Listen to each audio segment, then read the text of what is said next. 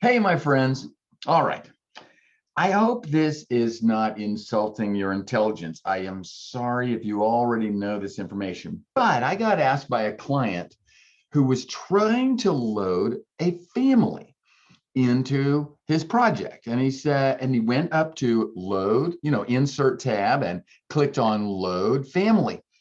And there was no content, like zero content. There might have been like structural stiffeners or something silly like that, but there was nothing else. Where were the lighting fixtures? Where were the cabinets or countertops? Where were the plumbing fixtures? Where was everything? All the families were gone. And so he said, come on, Mike, help me out. So here we go. I wanted to look on my computer to see where the content was located so that he could look in the same place on his computer. And I looked on mine and I didn't have content either. What?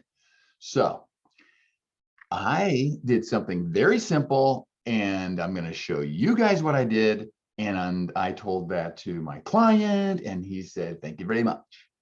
Because then all of a sudden he had all the content that he needed.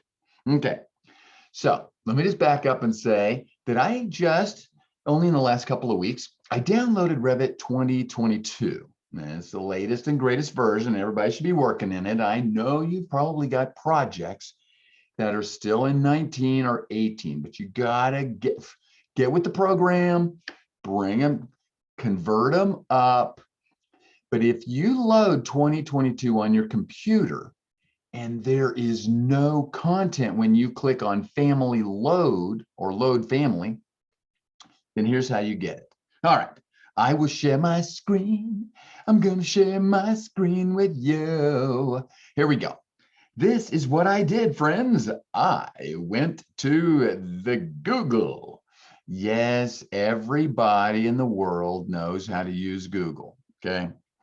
So here's what I did. I typed in the Google search. There it is. Autodesk Revit 2022 content libraries.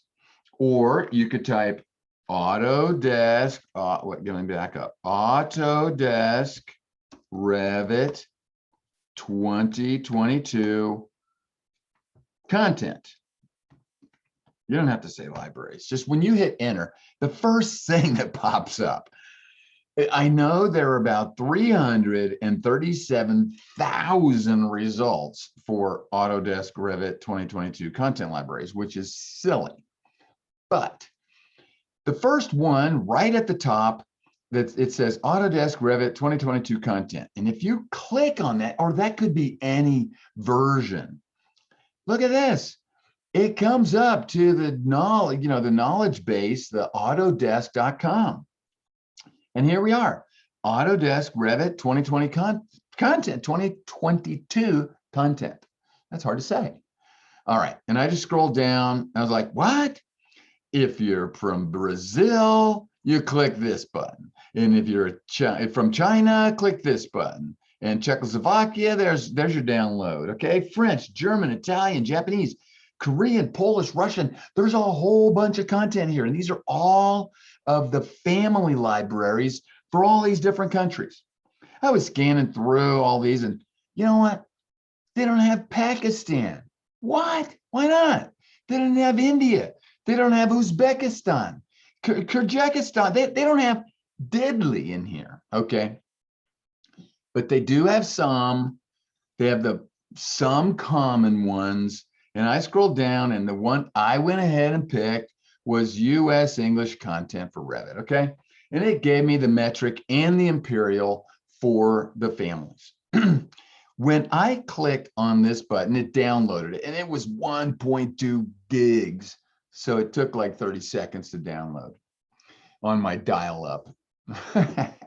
If you've got a dial-up, it's going to take you 1.2 years to download this much information. But if you've got a good zipping, rock solid internet connection, you get this really fast.